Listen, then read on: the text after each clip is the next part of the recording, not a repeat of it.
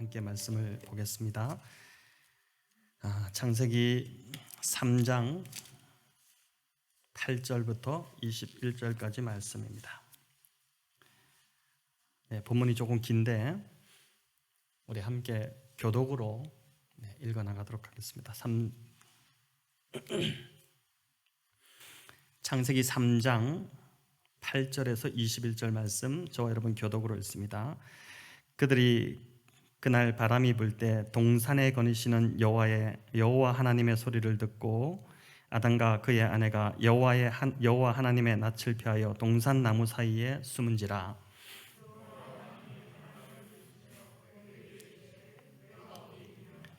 이르되 내가 동산에서 하나님의 소리를 듣고 내가 벗었으므로 두려워하여 숨었나이다. 이르시되 누가 너의 벗었음을 내게 알렸느냐? 내가 내게 먹지 말라 명한 그 나무 열매를 내가 먹었느냐? 아담이 이르되 하나님이 주셔서 나와 함께 있게 하신 여자 그가 그 나무 열매를 내게 주므로 내가 먹었나이다. 여호와 하나님이 여자에게 이르시되 내가 어찌하여 이렇게 하였느냐? 여자가 이르되 뱀이 나를 꾀므로 내가 먹었나이다. 여호와 하나님이 뱀에게 이르시되 네가 이렇게 하였으니 네가 모든 가축과 들의 모든 짐승보다 더욱 저주를 받아 배로 다니고 살아있는 동안 흙을 먹을지니라. 내가 너로 여자와 원수가 되게 하고 내 후손도 여자의 후손과 원수가 되게 하리니 여자의 후손은 내 머리를 상하게 할 것이요 너는 그의 발꿈치를 상하게 할 것이니라 하시고, 또 여자에게 이르시되 내가 네게 임신하는 고통을 크게 더하리니 네가 수고하고 자식을 낳을 것이며 너는 남편을 원하고 남편은 너를 다스릴 것이니라 하시고, 아담에게 이르시되 내가 내 아내의 말을 듣고 내가 내게 먹지 말라 한 나무의 열매를 먹었은즉 땅은 너로 말미암아 저주를 받고 너는 내 평생에 수고하여야 그 소산을 먹으리라. 땅이 내게 가시덤불과 엉겅퀴를 낼 것이라. 내가 먹을 것은 밭의 채소인즉 내가 흙으로 돌아갈 때까지 얼굴에 땀을 흘려야 먹을 것을 먹으리니 내가 그것에서 취함을 입었음이라. 너는 흙이니 흙으로 돌아갈 것이니라 하시니라. 아담이 그의 아내의 이름을 하와라 불렀으니 그는 모든 산자의 어미가 됨이더라.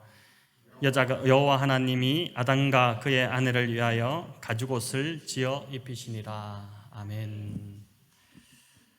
네, 인간의 언어 중에 가장 위대한 언어를 꼽으라면 어떤 단어를 우리가 말할 수 있을까요? 여러 단어들이 있을 것입니다. 어머니라는 단어가 한때 가장 위대한 단어다 이렇게 이제 선정되기도 했는데 아마 보편적으로 볼 때 사랑이라는 단어가 단연 1위가 아닐까 싶습니다. 그런데 사랑에 못지않은 이제 또 하나의 위대한 단어가 있습니다. 바로 이제 은혜라는 단어입니다. 사랑이 위대한 단어이기는 하지만 때로 우리가 알듯이 사랑은 이제 변질되기도 하고 또 왜곡되기도 합니다.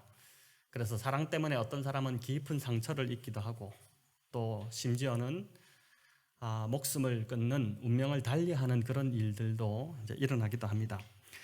그러나 은혜는 늘 새롭고 감동이 있습니다.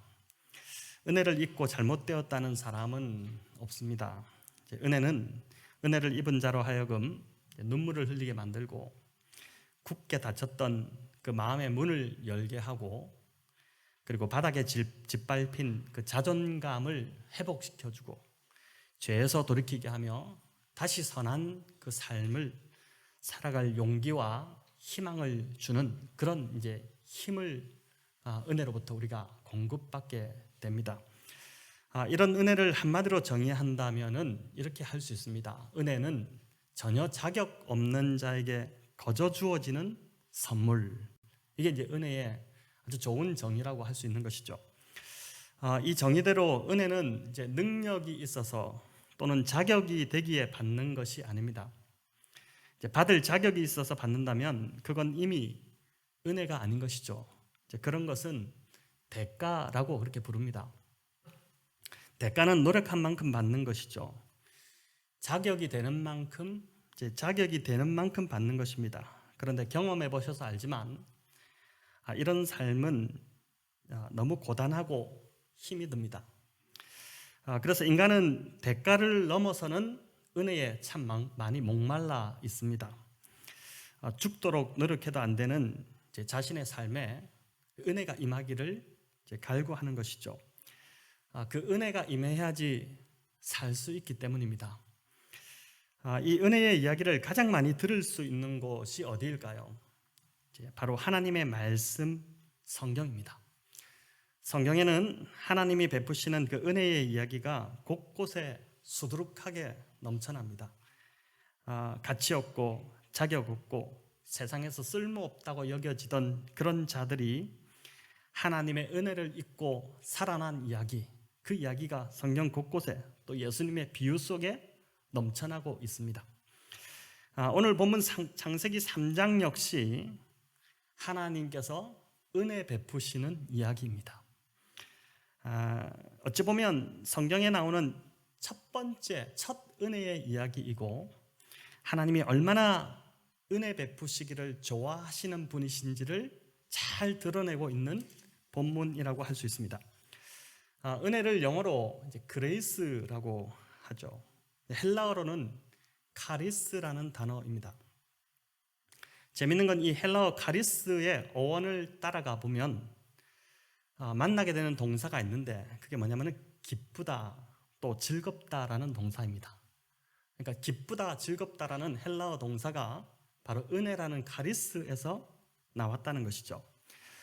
이 말은 은혜를 받은 삶에는 반드시 기쁨이 회복되고 즐거움이 회복된다는 그런 말일 것입니다.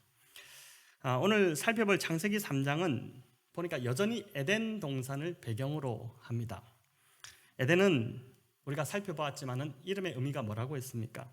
기쁨, 행복, 풍요 이런 뜻을 가진 그런 참 동산이었습니다. 인간의 노력으로 얻어낸 그런 땅이 아니라 하나님께서 선물로 거저주신 말 그대로 은혜의 동산이 하나님께서 아담과 하와를 위해 마련하신 그 에덴이었습니다. 그런데 그 에덴에 오늘 본문에 보니 기쁨과 행복이 완전히 사라져 버렸습니다. 하나님의 은혜를 저버리는 순간 그 은혜의 산물인 기쁨과 즐거움이 보니까 함께 사라져 버린 것입니다. 우리의 인생도 마찬가지입니다. 하나님의 은혜가 있어야 웃을 일이 생깁니다. 은혜를 받아야 교회도 그렇고 성도의 가정도 또 일터도 행복해집니다. 하나님의 은혜를 먹고 살아야지 사람이 사는 것 같고 인간답게 살 수 있는 것입니다. 인간이 은혜 베푸신 하나님을 믿지 못하고 하나님께서 금하신 그 선악과 열매를 따서 먹음으로 스스로 하나님이 되려고 하던 순간 에덴은 보니까 기쁨 대신 두려움과 수치의 장소로 끔찍하게 변질되어 버렸습니다. 이 상황을 가장 안타까워하신 분이 누굴까요? 당연히 하나님이셨을 것입니다. 지난번 설교에서도 말씀드렸지만 에덴이 행복 동산이었던 그 가장 큰 이유는 하나님이 거기 계셨기 때문입니다. 하나님과의 막힘없는 교제가 그 동산에서 이루어졌기 때문입니다. 그런데 인간이 죄를 지음으로 그 모든 관계가 다 어그러져 버렸습니다. 인간은 수치와 두려움으로 하나님의 낯을 피해 숨게 되었고 전혀 가릴 것 없던, 가리지 않아도 되던 인간관계가 나뭇잎으로 치마를 엮어서 감추고 가려야 하는 그런 처지로 전락되어 버렸습니다.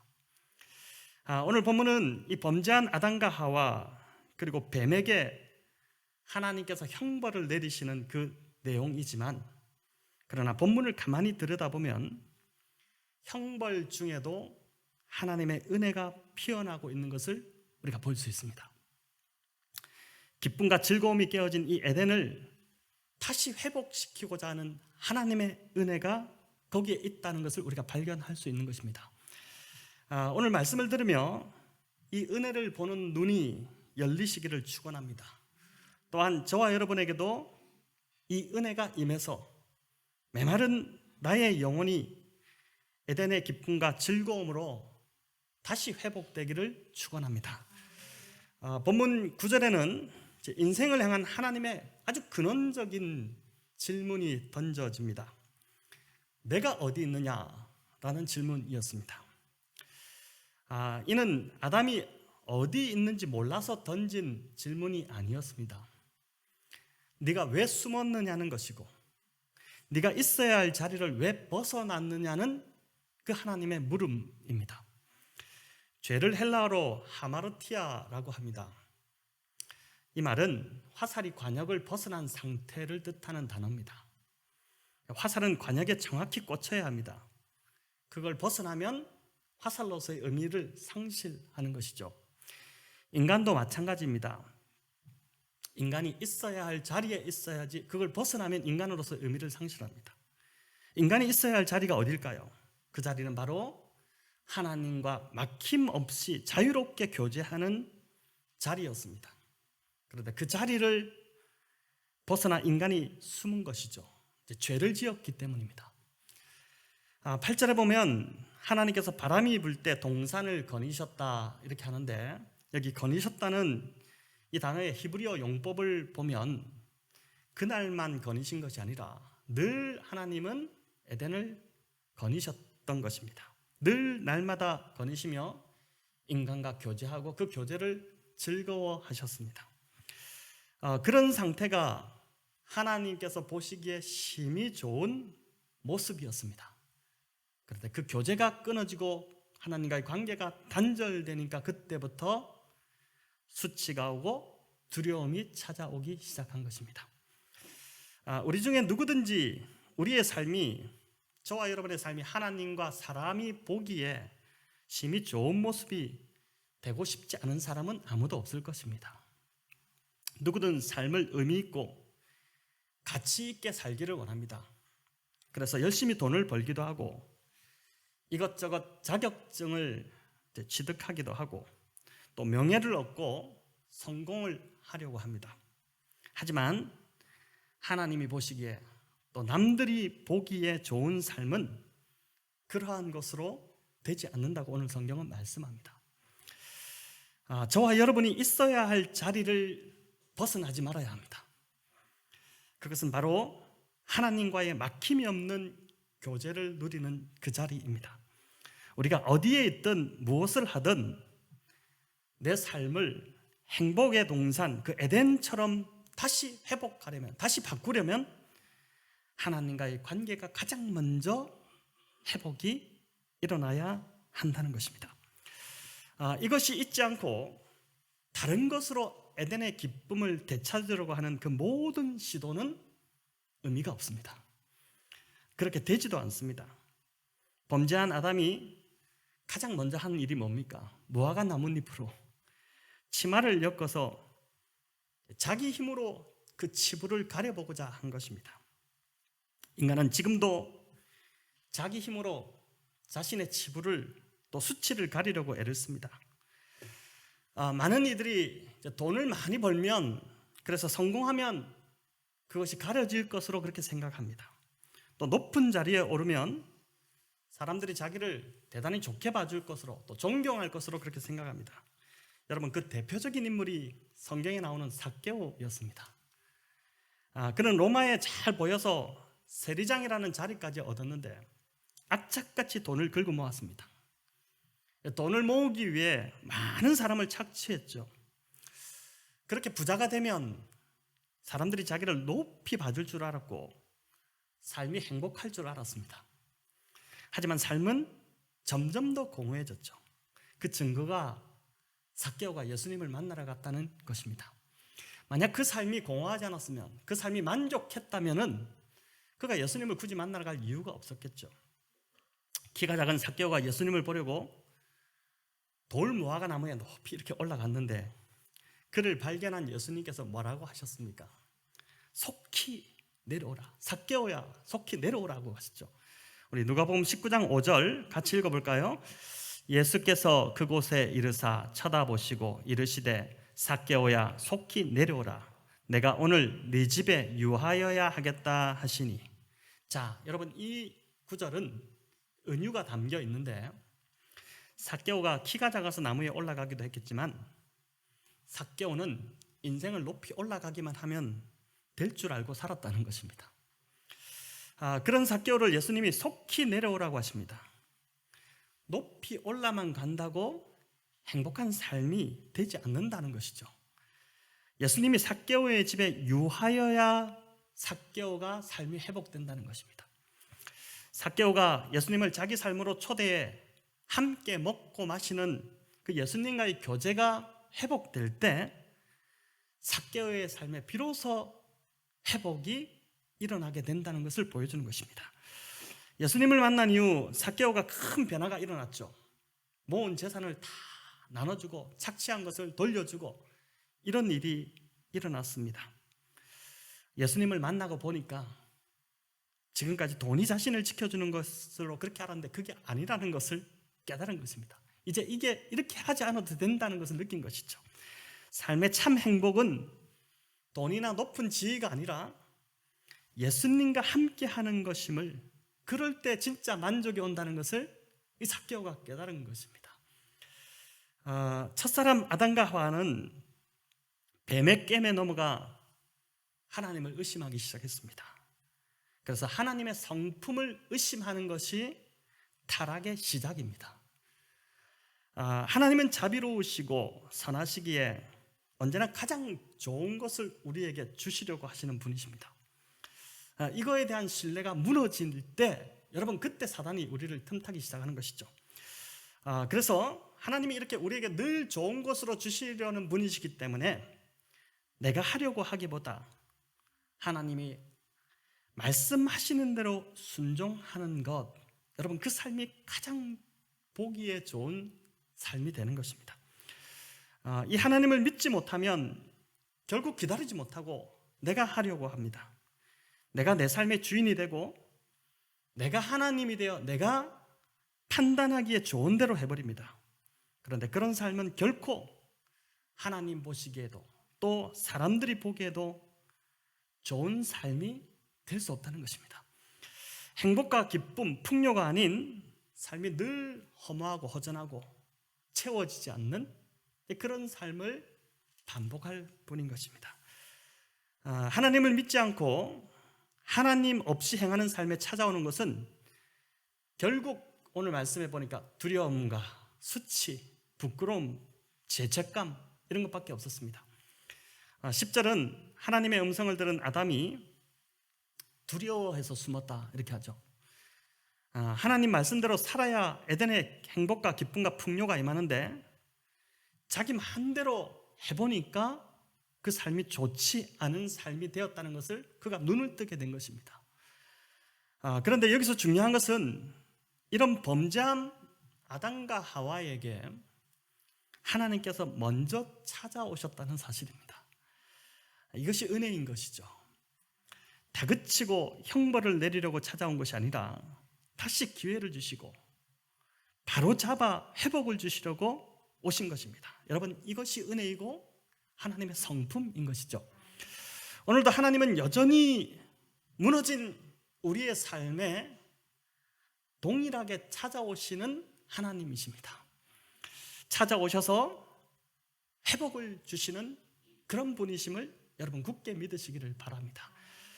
하나님은 아담에게 내가 어디 있느냐라는 질문에 이어서 또 한 번의 질문을 던지십니다. 우리 11절 같이 읽겠습니다. 이르시되 누가 너의 벗었음을 내게 알렸느냐? 내가 네게 먹지 말라 명한 그 나무 열매를 네가 먹었느냐? 하나님께서는 전지전능하시죠. 그렇기 때문에 아담의 상태를 다 알고 계심에도 왜 질문을 던지셨을까요? 아담으로 하여금 회개하게끔 기회를 주시는 것입니다. 무엇을 잘못했는지 스스로 깨닫고 자기 입으로 말하게끔 지금 시간을 주시는 것이죠. 하나님, 제가 죄를 지었습니다. 선악을 알게 하는 나무의 열매를 먹지 말라고 하셨는데 제가 그걸 먹었습니다. 하나님, 저를 용서해 주십시오. 이렇게 회개하기를 원하셨습니다. 그런데 죄를 지은 인간은 회개가 아닌 남 탓을 하기 시작했습니다. 이게 참 인간의 모습입니다. 어린아이들도 그렇고 다 큰 어른도 똑같습니다. 똑같이 이 죄가 계속 반복됩니다. 12절 이제 아담의 변명인데 우리 같이 한번 읽어볼까요? 아담이 이르되 하나님이 주셔서 나와 함께 있게 하신 여자 그가 그 나무 열매를 내게 줌으로 먹었나이다. 보니까 아담은 자신의 죄는 쏙 빼버리고 여자 탓 그리고 하나님 탓을 하는 것이죠. 하나님께서 이 여자만 주시지 않았다면 내 뼈 중에 뼈 살 중에 살다 이렇게 극찬을 했던 그 대상을 지금 원망의 대상으로 전락해버린 것이죠. 그리고 하나님이 이 여자를 주셔서 이런 일이 일어났다고 하나님을 지금 비난하고 원망하는 것입니다. 그런데 이런 아담의 핑계에 하나님이 보니까 아무 대꾸도 않으시고 그 다음 바로 여자에게 질문을 던지십니다.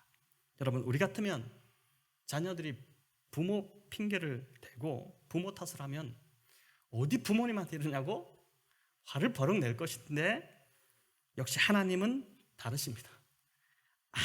아무 말도 안 하시죠. 아마 이런 하나님의 태도에 아담이 더 긴장하지 않았겠습니까? 오히려 불같이 화를 내야 할 상황에서 하나님께서 그렇게 하지 않으신 이유가 무엇일까요? 하나님께서 지금 너무 안타까워하시는 것입니다. 하나님의 목적은 징벌이 아니라 회복에 있다는 것을 여기서 보게 하는 것이죠. 어떻게 해서든 아담과 하와 어떻게 지금 회복시켜야 될까? 여기에 하나님의 지금 목적이 있습니다. 그래서 다시 좋은 것으로 주시려는 것, 그게 하나님의 마음인 것이죠. 여러분 이게 바로 하나님의 은혜라고 할 수 있습니다. 오늘도 저와 여러분에게 좋은 것을 주시려는 하나님의 마음은 변함이 없으십니다. 우리가 오늘이라도 회개하고 하나님을 하나님으로 인정하고 온전히 믿기 시작한다면 하나님은 말씀에 약속한 그 모든 축복을 우리에게 부어주시는 하나님이심을 믿으시기를 바랍니다. 이어 13절은 여자의 대답인데 여자 역시 뱀을 탓했습니다. 우리 이렇게 이야기하죠. 모든 게 이제 이렇게 이야기했어야 됩니다. 모든 게 내 탓입니다. 내가 하나님 말씀을 굳게 붙들지 않아서 뱀에게 넘어가서 남자에게도 주어서 먹게 했습니다. 남자가 잘못한 게 아닙니다. 내가 잘못했습니다. 저를 용서해 주십시오. 이렇게 했다면 용서받았을 텐데 남 탓하는 바람에 그 소중한 하나님 주신 기회를 놓쳐버렸습니다. 그래서 보니까 남 탓하는 인생은 절대 답이 나오지 않습니다. 내가 그 인간만 아니었어도 지금 이렇게 살지 않을 텐데 그 사람 만나서 내 인생 망쳤다 이렇게 원망하는 합니다. 여러분 남 탓하며 원망과 후회와 자기 연민에 빠진 그 삶에서 벗어나야 합니다. 모든 걸 내 탓으로 여기고 내 잘못으로 여기고 하나님께 도움을 구하는 자의 삶에 그 삶에 에덴의 행복, 기쁨, 풍요의 삶이 다시 회복되기 시작할 것입니다. 이제 남은 건 뱀인데 하나님께서 아담과 하와와 달리 뱀에게는 질문을 생략하십니다. 뱀에게는 기회를 주면 안 되는 것이죠. 왜냐하면 뱀은 사단이고 원수기 때문입니다. 사단은 회개할 기회를 줘야 될 대상이 아니라 오직 심판만이 임할 그러한 존재이기 때문입니다. 이어 14절부터는 질문의 역순으로 뱀부터 형벌이 임합니다. 14절 우리 같이 한번 읽어보겠습니다. 여호와 하나님이 뱀에게 이르시되 네가 이렇게 하였으니 네가 모든 가축과 들의 모든 짐승보다 더욱 저주를 받아 배로 다니고 살아있는 동안 흙을 먹을지니라. 아멘. 자, 배로 다니고 흙을 먹는다. 이것은 이제 상징적 표현입니다. 가장 낮아지고 비천한 상태로 떨어진다는 그런 의미입니다. 하나님이 창조하신 들짐승 중에 가장 지혜로웠던 동물, 가장 좋은 것을 받았던 동물이 바로 이 뱀입니다. 그런 존재가 가장 비천한 존재로 떨어져 버렸습니다. 여러분 인간도 마찬가지입니다. 아무리 높은 지위에 있더라도 아무리 존경받는 사람이라도 죄를 지으면 비천하고 수치스러운 상태로 완전히 떨어져 버리는 것이죠. 추락해 버리는 것입니다. 자, 이어 16절은 여자에게 내려진 형벌입니다. 16절 우리 같이 읽습니다. 또 여자에게 이르시되 내가 내게 임신하는 고통을 크게 더하리니 내가 수고하고 자식을 낳을 것이며 너는 남편을 원하고 남편은 너를 다스릴 것이니라 하시고. 아멘. 자, 여자에게 내려진 형벌이 두 가지 종류인데 여기 보니까 첫 번째는 임신과 해산의 고통입니다. 여성들이 너무나도 잘 아는 고통이죠. 임신 기간 내내 아마 입덧으로 고생하신 분들이 많을 것입니다. 또 해산의 고통은 인간이 겪을 수 있는 가장 큰 고통이라고 합니다.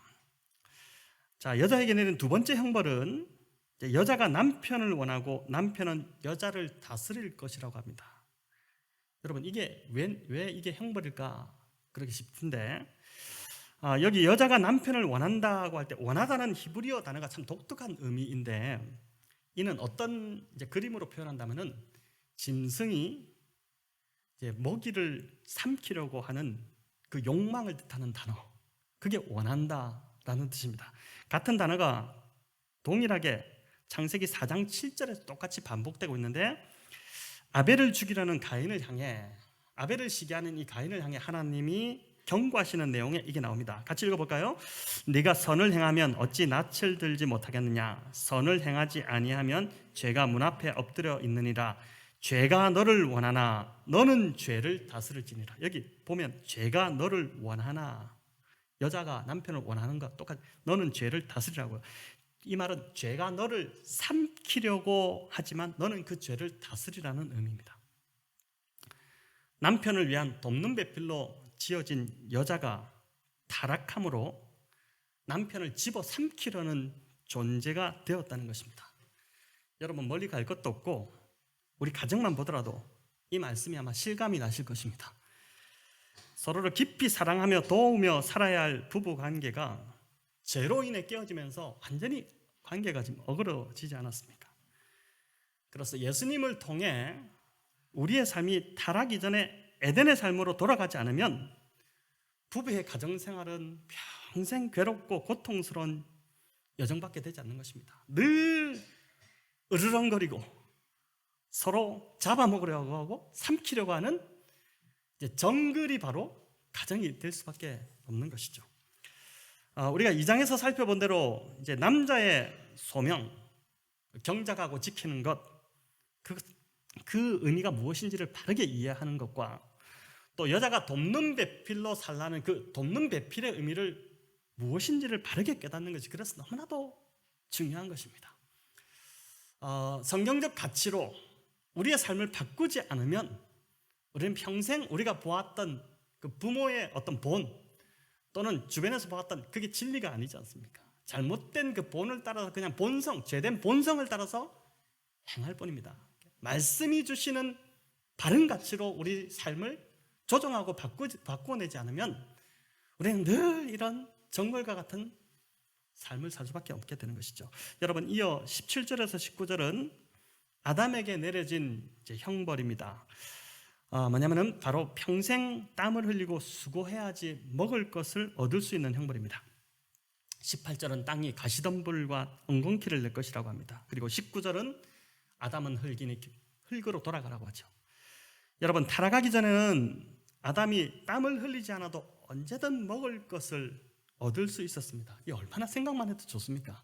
우리 남자들이 고생하고 직장에서 참 듣지 못할 소리도 많이 들으면서 참으면서 이제 월급을 받고 돈을 벌고 그렇게 하지 않습니까? 그런데 타락 이전에는 아담이 언제든지 먹고 싶을 때 먹을 수 있는 그 먹을 것을 얻을 수 있었다는 것이죠.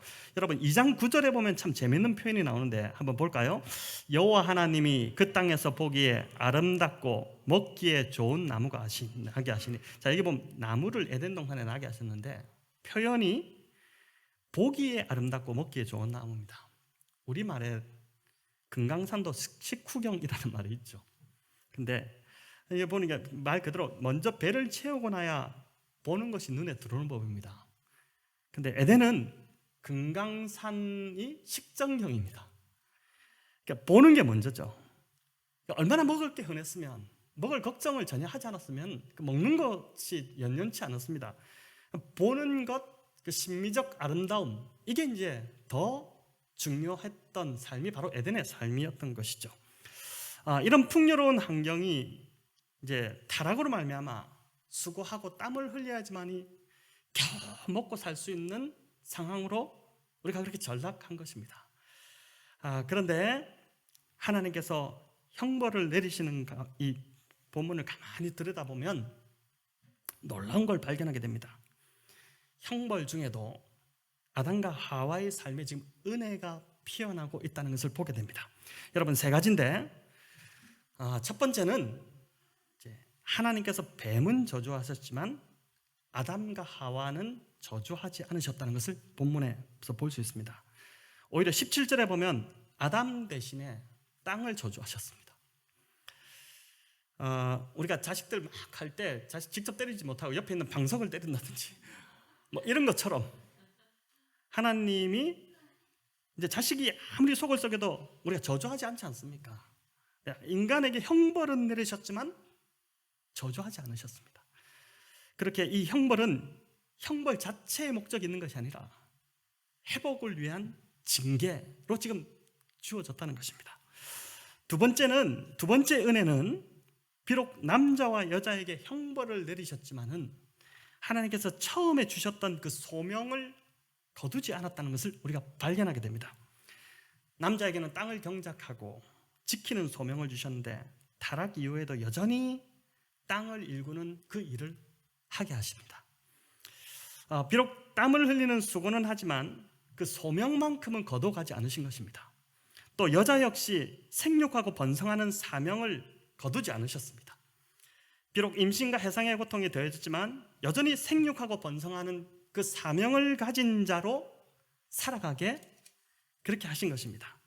여러분, 부르심과 소명, 사명 이런 것은 그 사람의 정체성입니다. 사람이 먹고 살 것이 있다고 사는 것이 아니죠. 이 땅에서 왜 살아가야 하는지 그 이유를 모른다면, 살아가야 할 목적이 없다면 그것만큼 비참한 삶도 없습니다. 그저 동물처럼 하루하루 먹고 사는 것에 이제 불과한 것입니다. 하나님은 아담과 하와가 그렇게 살기를 원치 않으셨습니다. 정말 정체성을 가지고 하나님 형상을 가지고 소명을 가진 자로 이 땅에서 당당하게 살아가기를 원하셨던 것입니다. 그렇기 때문에 형벌은 내렸지만 그들에게 처음 부어주셨던 그 소명만큼은 거둬가지 않은 것입니다. 창세기를 통해 저와 여러분이 이 땅을 살아가야 할 큰 목적을 우리가 계속해서 지금 배워나가고 있습니다. 여러분, 먼저는 복이 되는 삶이죠. 가장 꼴보기 싫은 사람이, 그런 삶이 어떤 삶이냐면은 자기중심적으로 자기만을 위해 자기 것만 챙기며 살아가는 사람들입니다. 어린아이들일수록 이런 모습이 더 강하게 나타납니다. 아이들 보면 그렇잖아요. 자기밖에 모르잖아요. 그러나 성수 가게 되면 내가 조금 손해보더라도, 내가 조금 덜 가지더라도 다른 사람을 복되게 하고 공동체를 먼저 돌아보고 다른 사람이 잘 되도록 돕고 싶어집니다.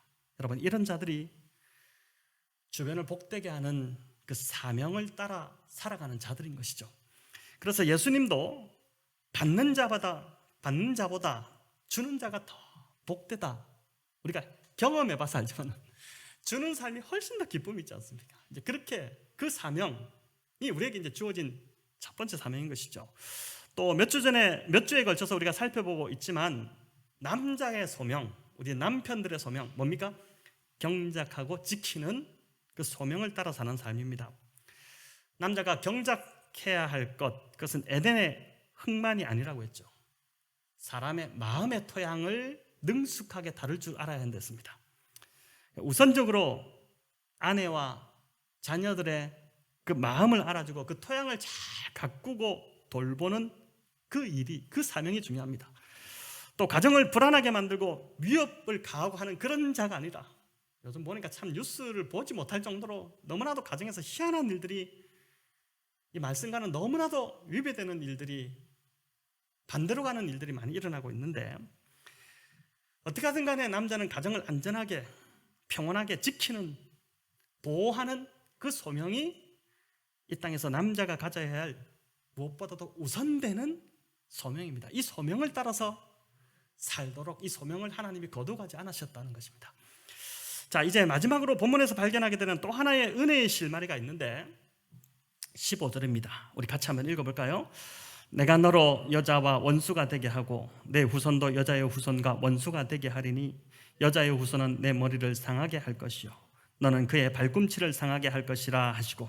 아멘. 여러분, 이 말씀이 죄로 인해 타락해서 형벌을 내리는 그 자리에 이 말씀이 끼어들었다는 것은 참 놀라운 하나님의 은혜를 보여줍니다. 원시복음으로 잘 알려진 이 구절에서 여자의 후손은 바로 예수 그리스도를 가르칩니다. 로마서 16장 20절 바울이 이 구절을 인용해서 이렇게 말씀하죠. 평강의 하나님께서 속히 사단을 너희 발 아래에서 상하게 하시리라. 2000년 전에 예수 그리스도를 통해서 이미 사탄의 머리는 완전히 박살이 났습니다. 또 갈라디아서 4장 4절은 때가 참에 하나님의 그 아들을 보내사 여자에게서 나게 하시고, 이 말씀을 합니다.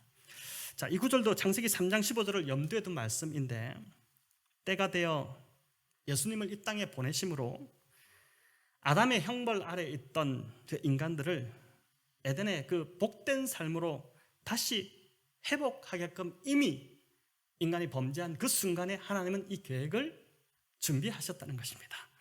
여러분, 이를 볼 때 하나님은 형벌을 내리시는 그 순간에도 자비를 멈추지 않으시는 분인 것이죠. 가죽옷을 지어 입히신 것도 하나님의 은혜가 정말 깊이 담겨 있습니다. 이들이 한 일을 봐서는 이쁜 구석이 하나도 없습니다. 그렇지 않습니까? 그런데 하나님은 뭐가 예쁘다고 이들에게 가죽옷을 지어 입히셨습니다. 가죽옷을 짓기 위해서는 짐승이 희생되어야 됩니다. 누군가 어떤 짐승인가는 죽여야 되는 것이죠.